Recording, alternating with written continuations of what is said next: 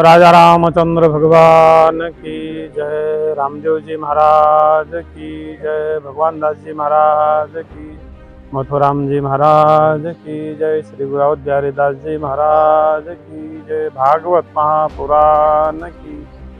આજે ધનસુરાના ઇતિહાસમાં 600 વર્ષમાં ધનસુરા વસી 600 વર્ષ થયા એમાં પ્રથમ વખત રામજી મંદિર વતી 108 જ્યોતનો પાઠ શ્રીમદ ભાગવત કથાના અંતર્ગત પરમ પૂજ્ય સ્વર્ગસ્થ કેશવદાસજી મહારાજની ઈચ્છાથી ગઢી માતાનો પાઠ થાય.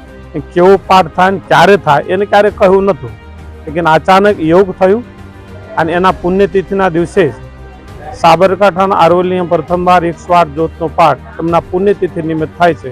એ બહુ આનંદ અને સુખદાયી વાત છે. કેમ કે મથુરામ મહારાજની કર્મસ્થલી તપોભૂમિ ધનસુરા રહેલી છે. એના કારણે એના જ કુછ પ્રેરણાથી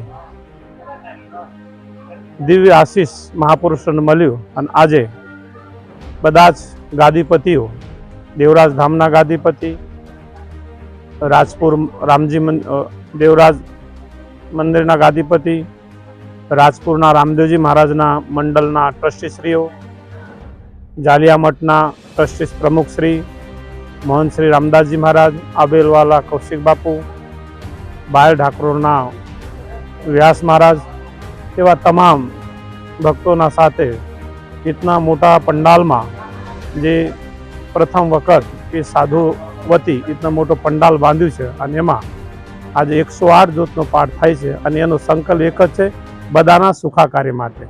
આપનો કોઈ પોતાનો હેતુ કોઈ નથી. સર્વે ભવંતુ સુખિનઃ, સર્વે સંતુ નિરામય, સર્વે ભદ્રાની પશ્યંતુ, માં કશ્ચિત દુઃખ ભાગવેત. છેલ્લા 4 દિવસથી શ્રીમદ ભાગવત કથા આવે છે અને એમાં પણ પ્રતિદિન 1500 થી 2000 ભક્તો પ્રસાદ લે છે. આજે પણ 108 જ્યોત પાઠ હોવાના કારણે રાત્રે પણ ભોજન પ્રસાદ રાખ્યું છે. એમાં અમારા લીંબજ પરિવાર, જેના થકી કિરીટ, વિજય, મનુભાઈ, કનુભાઈ, સુનિલ ને તમામ પરિવારને ખૂબ જ મહેનત કરીને ખૂબ જ સરસ મંડપ બાંધ્યું છે. અને એ મંડપમાં આજે પ્રથમવાર ધનસુરાના 600 વર્ષના ઇતિહાસમાં 108 જ્યોત પાઠ અહીં થાય છે. એ બદલ હું પણ ખૂબ હર્ષિત છું, ઉત્સાહ છે અને બધાને જ આનંદ ઉત્સાહ થાય. 4 વાગ્યા સુધી હું પણ જાગવાનો છું અને એક જ કામના કરો છે, બધા સુખી રહે અને બધાને ભલું થાય. ગઢી માતામાં આવનારા ભક્તોને મા પણ ભલું કરે અને એવા શુભ સંકલ્પ થતા રહે, એવા શુભ કાર્ય થતા રહે. એ જ આપણે દિવ્ય સર કેશવદાસજી મહારાજને, પરમ પૂજ્ય ભગવાનદાસજી મહારાજને, પરમ પૂજ્ય અવધબિહારીદાસજી મહારાજને વંદન કરીને પ્રાર્થના કરી બધાને એવો જ આશીષ આપતા રહેજો. જય સિયારામ.